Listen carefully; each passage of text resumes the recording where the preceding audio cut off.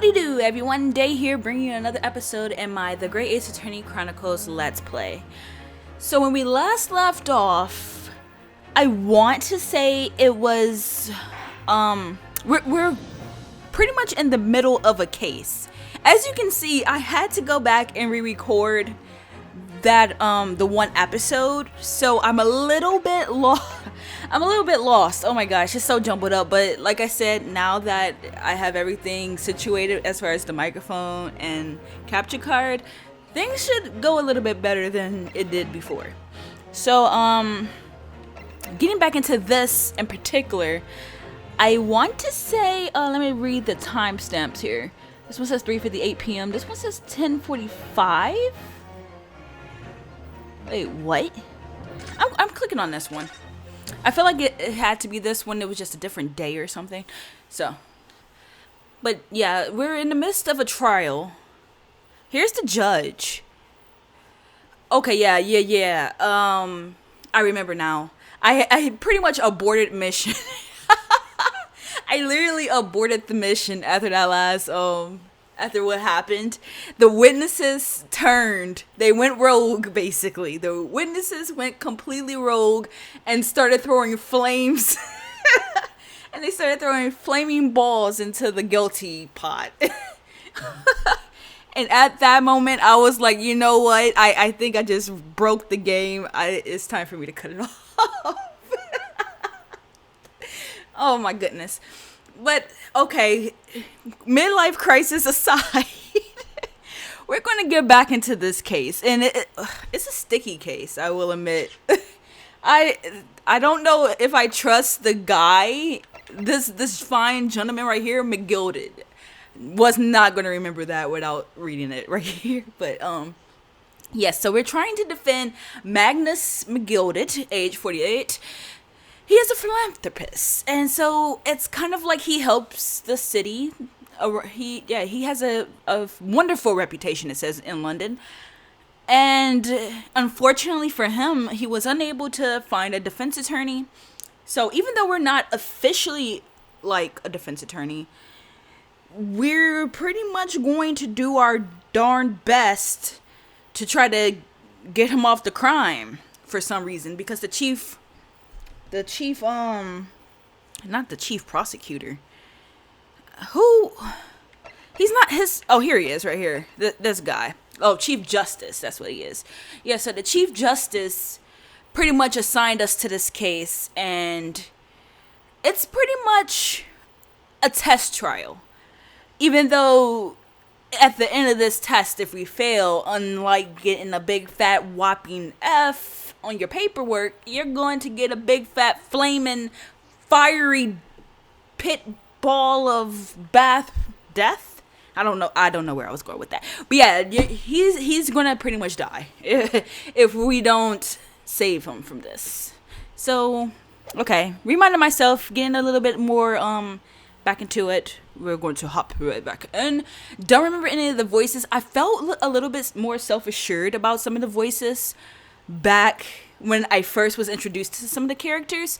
However, I lost it, and I never really had it to begin with. I know this about myself. So anyways, let's actually begin. Very well. The court acknowledges the change in the jury's stance. Counsel for the defense, please continue with your cross-examination. This is a nightmare. That's the thing too. And I'm okay with you telling me, but is that something that was to be avoided, or was it unavoidable? Like, okay, I know in some Ace Attorney games, at a certain point, if you don't press on certain sentences, you could potentially just still progress the story as long as you find the right evidence. In this instance, I'm just wondering if it was unavoidable. Like, I would have had to press that statement no matter what. That's right. He stabbed him. I screamed. I did. Couldn't help it. I don't know why he's becoming Shigamichi, but Shigamichi it is, I guess. As soon as I heard the scream, I stopped my boss, and then I saw it too. Okay, we're gonna go back to this guy. He saw the stab, so we're going to actually, I want to press him. Let's see what we could glean from this gentleman. He stabbed him, you say, and you were sitting up on the roof deck, were you? Oh, we're already getting to that point? Oh, okay. Yes, that's right, sir. I was up on the roof seats. I should have rewatched that last video, darn me. I remember seeing the little gent sitting next to the fellow that was stabbed. I'd been thinking about a new hut design, you see, so I was just gazing absent-mindedly around. But then I happened to look down through the skylight. It was sticking right out from his belly, that huge great knife. A grim sight indeed. Ah, that didn't help me at all. Oh my. The jury looked like they're even more convinced my client did it than they were before. That appears to have made everyone even more dubious that Mr. McGilded is telling the truth. If only we had some evidence to counter their suspicions. Oh, I forgot all about him. I don't know who I thought I was going up against. Mr. Vampire Man was not in my mind anymore. Mr. Fist. Oh, I felt like I had a very good voice for him, and I just can't remember it. Oh, yes, sir. Is this the knife you saw? Oh, good grief. Yes, that's it. The very one, sir. Is that? Yes, Consul. This is the blade that was driven into the victim's belly like a stick through the heart. That is a blade of considerable size, Consul. It is, and furthermore, discovered and emblazoned prominently with a certain initial. Let me guess. The letter M. Okay. McGilded for McGilded, which seems oddly familiar. Please, no. M for Magnus, perhaps, or McGilded, possibly. Take your pick. It doesn't matter. Both of his names start with M. That's all we care about here. It seems this particular big name in London made a magnificent mistake. Did you do a double M sentence statement on purpose like that? I feel like you're just running away with it, and you know what? I will definitely give you your biscuits for doing that, sir. Oh no, not the patty cake slap. But there are M's everywhere, like M&M's. Do they even exist? like yes, like in Mason. Objection. Oh wow, that was a beautiful objection. It looked very comic-y. This blade is far too extravagant for a poor brickmaker to have owned. No, this weapon of murder almost certainly belongs to the accused. Not conclusive, but certainly compelling, Consul. The murder weapon has been entered into the court record. A largish knife that was found lodged in the victim's abdomen. Its quality and fancy ornamentation suggest it might be quite valuable. And the only one that's rich around here? My lord, if you'll forgive the interruption. Oh, juror number 2. Go on.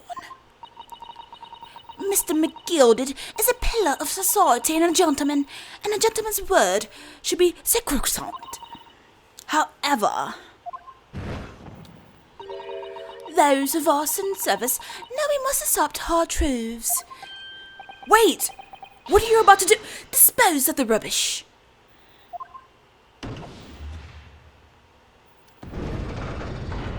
I am messing 100% up. No wonder I took a break from this. Jeez. No!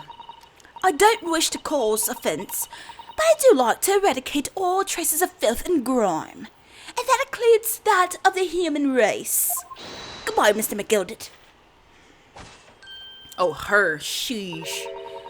I have painstakingly typed every word uttered here today and cross-referenced all the facts. As such, I am now in a position to draw the only logical conclusion. Wow, I kind of messed that one up.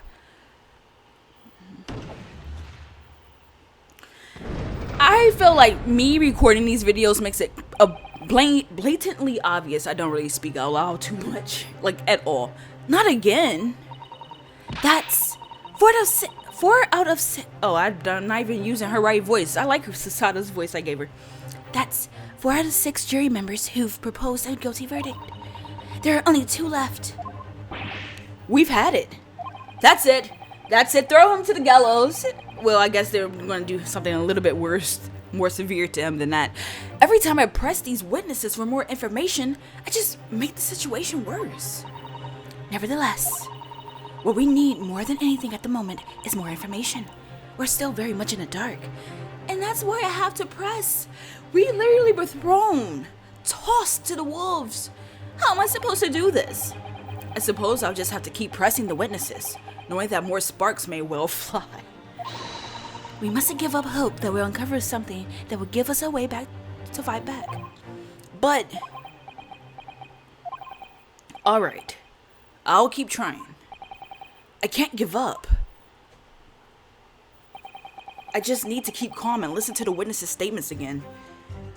He could have easily floundered right here. If I was in his newbie shoes, I would have floundered.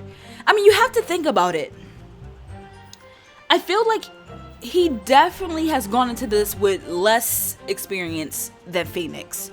By far. I mean, Phoenix actually studied law before he actually became a lawyer. He wasn't just thrust into it like this.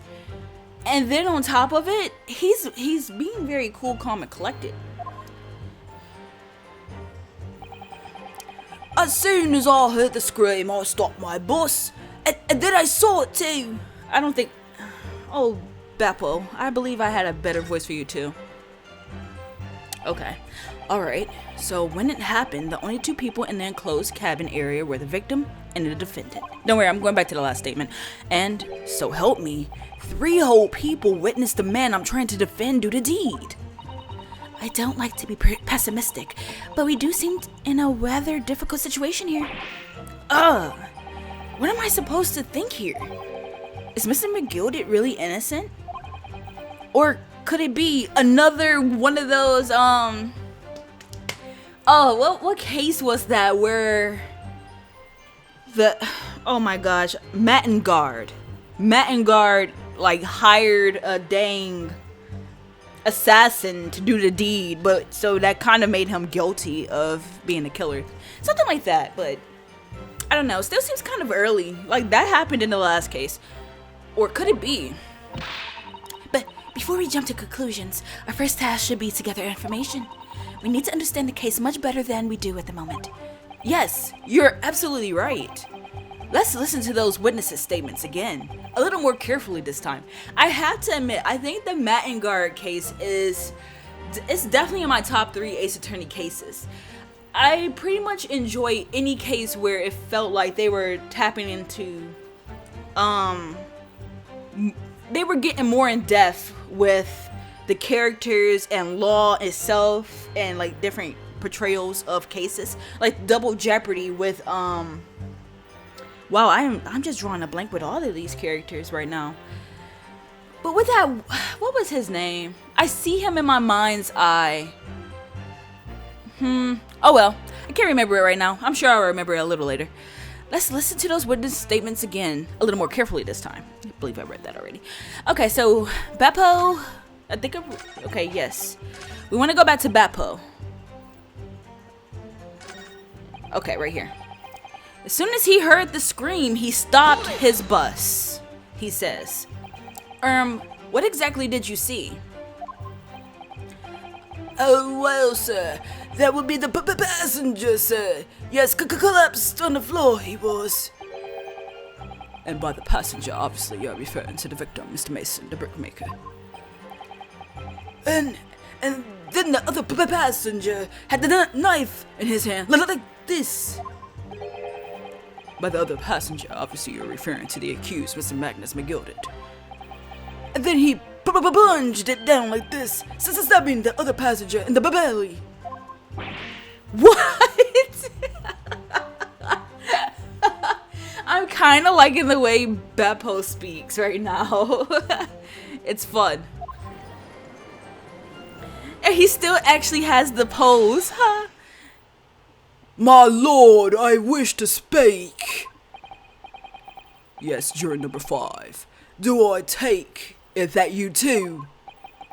As the master of the London Guild of Coachmen, the idea of a murder being committed in one of the city's carriages is utterly abhorrent to me.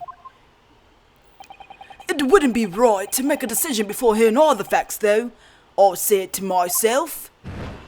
However, but I've heard enough now. The horse has bolted, as they say. I've never heard that one before. Please. Get up now, Silver Blaze. The finish is in sight. Get up now, huh? Oh my god, is this really supposed to happen? Or am I pressing the wrong? No, I feel like I pressed all the statements. Beppo is a long-standing member of the guild, and I trust what the man says. Oh, thank you, sir. You're too kind, sir. This is too unkind, sir. Which now means that 5 jurors agreed to condemn this man. Oh, it's little old nitty lady over here. She didn't vote. Okay, he's pretty much dead. He can't be dead.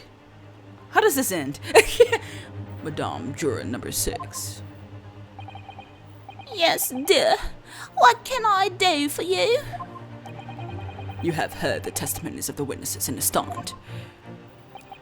Oh, yes, I certainly have. Still got my hearing, you know. Then, pray tell, why are you yet to pronounce your leaning? Well, dear, the thing is, I'm a creature of habit, me.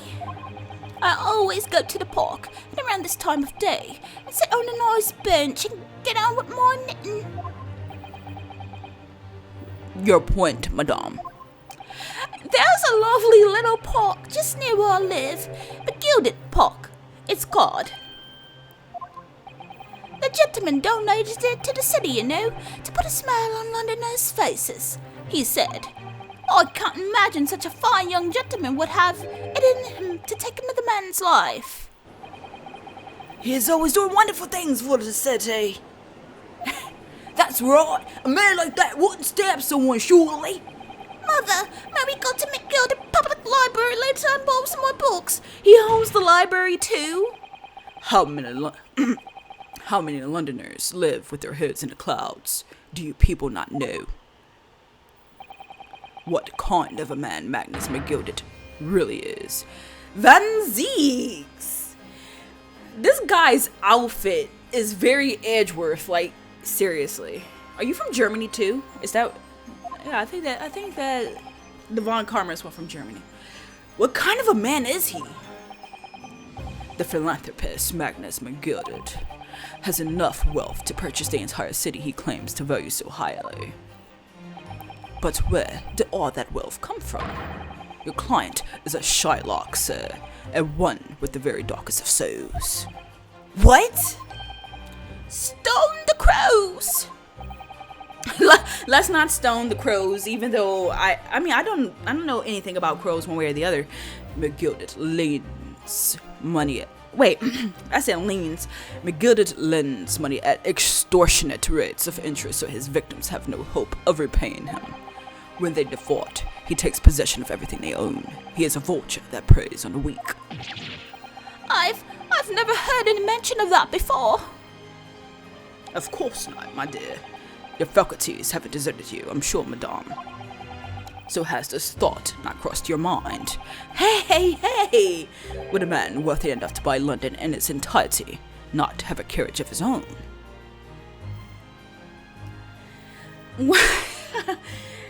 Oh, wow. I didn't realize we were going to, delve into something so deep. Yes, I actually would. Now that you mention it, I have to agree. What possible reason could this man have had to make use of a public omnibus service?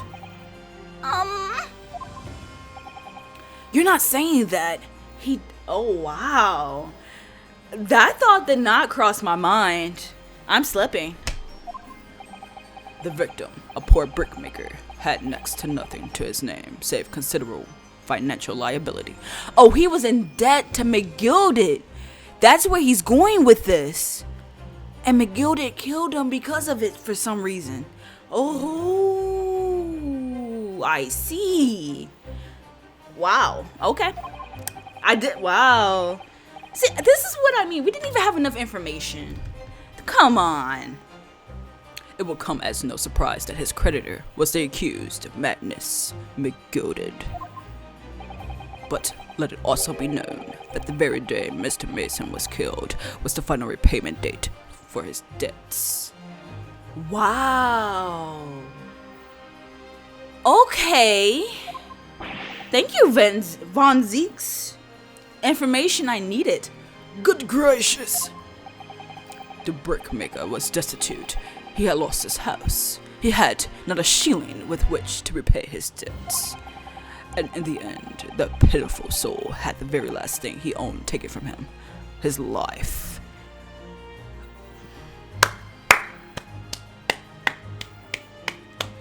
I gotta admit, you almost have me wanting to throw in the towel against my own clients. Okay, no, I'm not that far gone yet. By the merciless philanthropist, pretender Magnus McGilded. I don't believe it.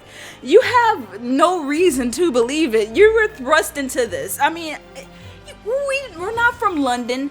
We have no idea how dear and beautiful this park is, or how awesome and bookish the library is. We don't know. We don't know.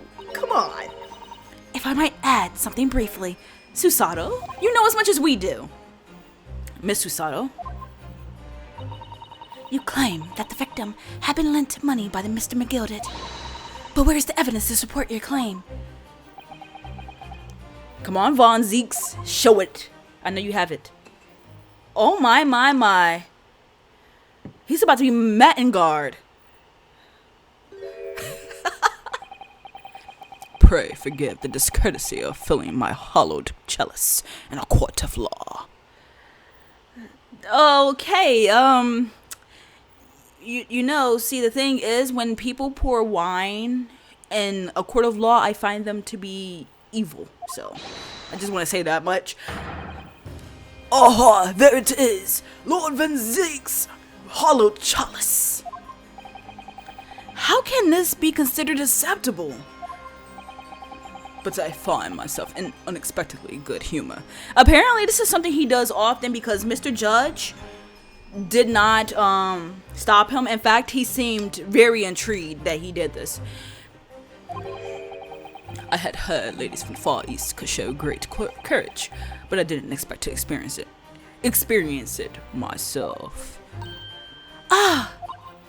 As judicial assistant to the defense, I am simply doing my job. You are a woman. What a pity that your display of courage is in vain. This is the debtor's ledger, which details all monies loaned by the accused. You will find the victim's name clearly recorded inside. Oh. Allow me to present this ledger as evidence. A toast! And pray forgive the discourtesy of raising my chalice in a toast. It is a toast. I caught it to the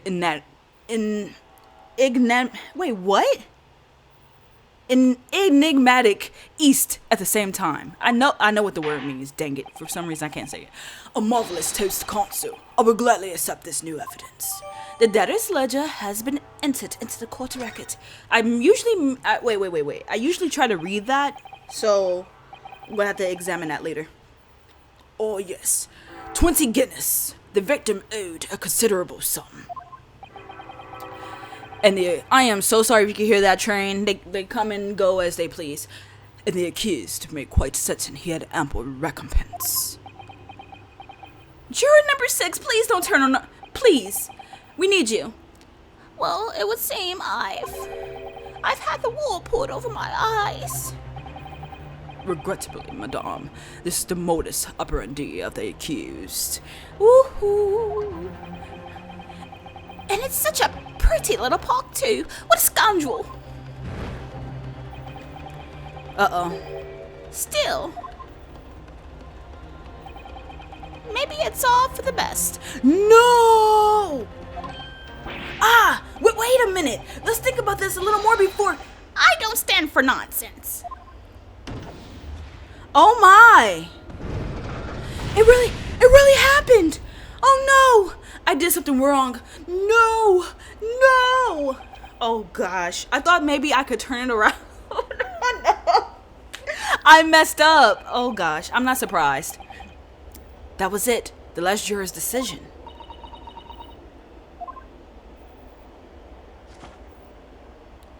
So it's over. Flip through the pages as fast as you can, Susato. According to this encyclopedia of British law, when all members of the jury have concluded that the defendant is guilty, court proceedings are suspended and the presiding judge will deliver the final verdict and sentence. That's what it all says here. The final verdict? It's over then. Oh. There's a footnote, though. A footnote? However, the defense... Oh. We can do something. What can we do? All 6 members of the jury are now in agreement of this case. Wow, that was a pretty bow. Allow me to convey my respect for your swift and righteous decision. According to the laws of this country, I will now conclude the trial. By delivering my final verdict, I trust there are no objections. Ryunosuke, pull it together. You look just like your great-great-grandson or whatever he is to you. Don't remember. Miss Susato, just tell me one thing. Oh, yes. You were in the middle of saying something before. The footnote in your Encyclopedia of British Law. However, the defense... What did it say next? Oh, yes, of course. One moment. Why did you shut it? When all members of the jury have concluded that the defendant is guilty, court proceedings are suspended and the presiding judge will deliver the final verdict and sentence. Then the footnote says, however, the defense has the right to demand a summation examination of the jurors at this point. It was hard to see when it changed color like that. Pull it together, Ryunosuke. A summation examination. Objection! Ho. Von Zeeks is not pleased. A summation examination. From which century has that tome you have there been resurrected? Judging from the binding, I would say that book is at least 50 years old. Oh wow. A connoisseur of books, are we? Any modern text on British law wouldn't even give such an antiquated procedure a mention.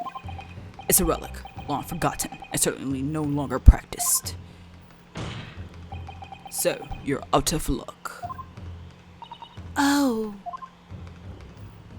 He's just saying that. What even is it, Miss Susato? This so-called summation examination. One moment, and I'll read about it. Everything is listed in this book. I need this. You would demand the right to a procedure before you even understand what it entails. I think Von Zeeks is slowly becoming one of my favorite prosecutors, seriously. Typical Nipponese. All right, Mr. Naruhodo, I think I understand. It seems that under this procedure, we will be able to appeal to the members of the jury. To do what, exactly? Appeal to them to change their leaning and reverse their decisions. And it says here that, if successful, the proceedings of the trial must be resumed. Make them reverse their decisions?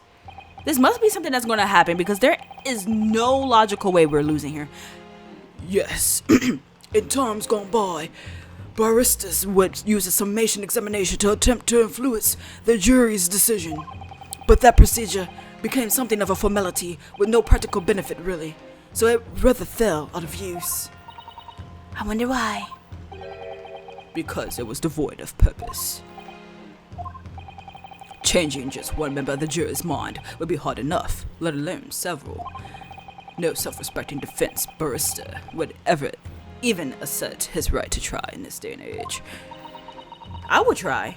Still, I don't see any mention of the procedure actually being formally revoked. What kind of book is this? He just said that your book is 50 years old and you're like, it doesn't say that it listed. Like, of course it doesn't. Your book is, like, not modern enough. Wouldn't that be the case? What are you suggesting? I'm suggesting that although it may be antiquated and largely forgotten, it isn't yet extinct. What do you think, Mr. Naruto? I personally think you have a point and I want to roll with it. Like a rolling stone. A summation examination. Our last possible option. Do we assert our right to carry it out or admit defeat? We're asserting our right, sir. Yes, slam it a little harder than you normally would. We're doing this. The defense wishes to assert its right to a summation examination, my lord. Objection!